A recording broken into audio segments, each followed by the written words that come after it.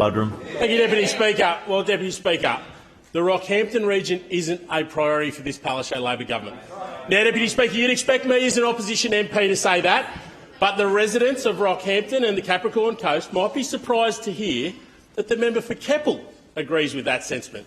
The member for Keppel agrees that the Rockhampton region isn't a priority for any government. Not a priority for the Albanese Labor federal government, not a priority for the Palaszczuk Labor state government. The member for Keppel agrees that Labor simply don't care about voters in Rockhampton or in Keppel. And now the member for Keppel may not like the fact that I've raised this, but the fact remains, and Deputy Speaker, I table the member for Keppel's own Facebook comments as evidence to support the assertion I've just made. Now, Deputy Speaker, the member for Keppel says that she is, quote, shocked and disappointed by the decision not to build the Rockhampton Ring Road. They are always disappointed. I take that interjection. She is shocked and disappointed, but she cites that costs have increased by 70% over the last 12 to 18 months, and that's the excuse why Labor are not honouring their commitment. That's the excuse why Labor have abandoned their promise.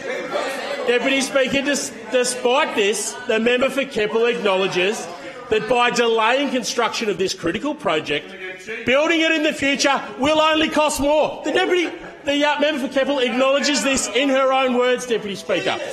Despite the project being shovel-ready and 2 tenderers being shortlisted, Labor have chosen to break a promise to the people of Rockhampton and Central Queensland and to not build the Rockhampton Ring Road. Members will stop with the hand gestures. A project, Deputy Speaker, that the member for Keppel said was needed, quote, to keep people employed as the economy recovers, end quote. So what advocacy have we seen from the member for Keppel to ensure that the Rockhampton Ring Road actually gets built, Deputy Speaker?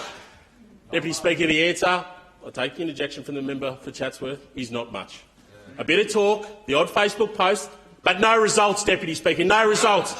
For Keppel residents hanging out for action on Great Keppel Island, nothing. On delivering improved services at Yeppoon Hospital, nothing.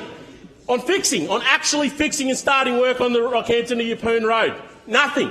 Or on tackling the youth crime epidemic affecting her own electorate, nothing. It's a familiar refrain, Deputy Speaker. Lip service but no action. And who is it that pays for the failures of the Labor members for Keppel and Rockhampton to deliver for their communities, Deputy Speaker?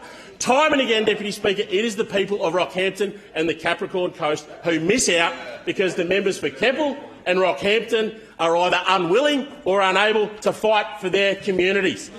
Deputy Speaker, I have personally met with Rockhampton businesses that justifiably saw the Rockhampton Ring Road project as an opportunity to deliver a lasting legacy of better jobs and a sustainable industry that would remain long after the sugar hit of that project funding ends. Local organisations like Apprentices and Trainees Queensland, based in the member for Rockhampton's electorate, they've developed a pilot program to increase the capacity of Rockhampton precast concrete manufacturers and to better equip them to benefit from major projects like the Rockhampton Ring Road. It is the kind of work that a government genuinely committed to regional Queensland will be doing themselves. They'd be doing it themselves, Deputy Speaker. But given they aren't, the very least that these Labor members should be doing is fighting for the local jobs and the local industries that the Rockhampton Ring Road would deliver. Where has the member for Keppel been in fighting for her constituents who are going to pay $250 more in their rates if the suburbs of Glenlee, Glendale and Rockyview are removed from the Livingston Shire Council? Removed from the Livingston Shire Council just to appease Labor mates in Rockhampton. If the people of Yeppoon and Emu Park and the rest of the Keppel electorate need any more proof that the Labor member for Keppel puts her interests and the interests of her Labor bosses ahead of theirs, then her silence on the Livingston Shire boundary change should be evidence enough. 95% of Livingston Shire residents objected to that proposal. Order, member for Miller. 45% of residents responded. What's the clock? Resume your seat, please, member for Buderim. What's your point of order, member for Keppel? Point of order, Deputy Speaker, with respect to relevance. I think there was a ruling previously about road transport infrastructure and the relevance to this debate. Order. Order. The point of order will be heard in silence. The member is referring to the part of the original motion that relates to advocating. I call the member for Buderim. For Butterham, thank you, Deputy Speaker. Deputy Speaker, the member for Keppel's gone missing in action. She's gone missing in action. We heard the politics and the blame game, but it's fallen to the Mayor, Andy Ireland, and the councillors from Livingston Shire to stand alongside the LNP and fight for her community. Stand alongside the LNP and fight for her community, because she will not do so.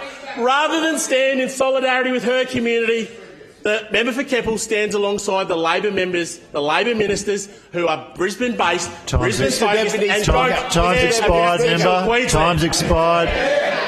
The House will come to order.